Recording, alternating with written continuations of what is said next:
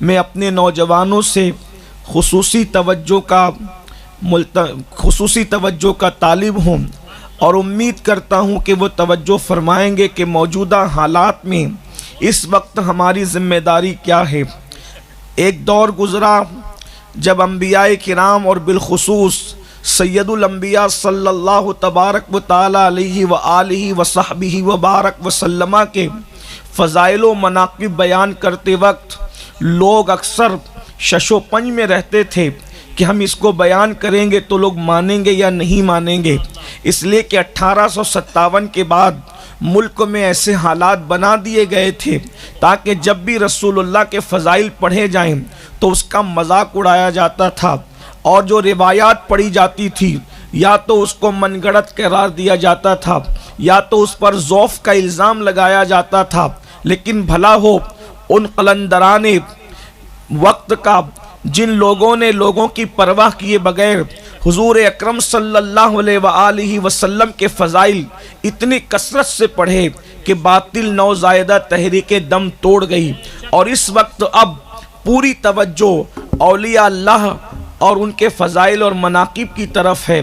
دنیا یہ چاہتی ہے کہ اللہ والوں کے فضائل اور مناقب بیان کرنے والے اسی طرح ششوپن کا شکار ہو جائیں جیسے 1857 کے بعد فضائل رسالت مآب صلی اللہ علیہ وآلہ وسلم پڑھنے والوں کی بعض لوگوں کی پوزیشن ہو گئی تھی۔ یاد رکھیے، ہماری روایات، ہماری شناخت، ہماری پہچان سے ہمارے جوانوں کو دور کرنے کی کوشش کی جا رہی ہے، اور اللہ والوں کی کرامتوں کا مذاق اڑایا جاتا ہے۔ یہ باتیں کہی جاتی ہے، یہ کیسے ہو سکتا ہے کہ کوئی مردہ زندہ کر سکے، یہ کیسے ہو سکتا ہے کہ کوئی جو ہے وہ دل کی بات کو جان لے، یہ کیسے ہو سکتا ہے کہ کوئی کسی کی تقدیر کو بدل دے، یہ کیسے ہو سکتا ہے کہ معاذ اللہ کوئی خدائی کام کے اندر عمل دخل کر سکے۔ یاد رکھیں، ہمارا عقیدہ تو یوں بھی نہیں کہ ہم اللہ کے کاموں میں کسی کو عمل دخل کرنے والا مانے، مگر یاد رکھیں اللہ کے بعض محبوب بندے ایسے ہیں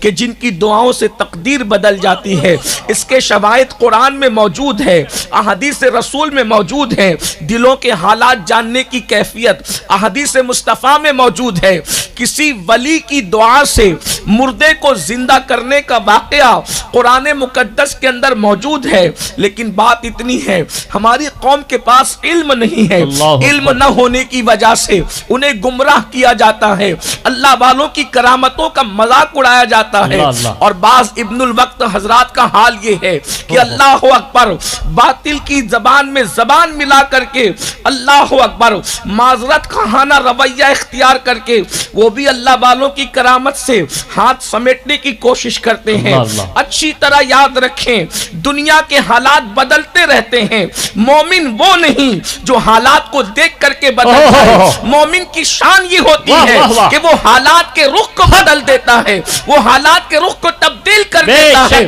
میرے پیارے آقا صلی اللہ علیہ وآلہ وسلم کے پیارے دیوانوں، اولیاء اللہ کی کرامات قرآن مقدس کے اندر موجود ہے۔ اب میں آپ کے سامنے اس سے پہلے کہ غوثیت مآب کا تذکرہ چھڑے، غوث پاک کے بارے میں اہل سنت کا اس پر اجماع ہے کہ مرشد غوث اعظم نے مردوں کو زندہ کیا ہے، ان کی ٹھوکروں سے مردہ زندے ہوئے ہیں۔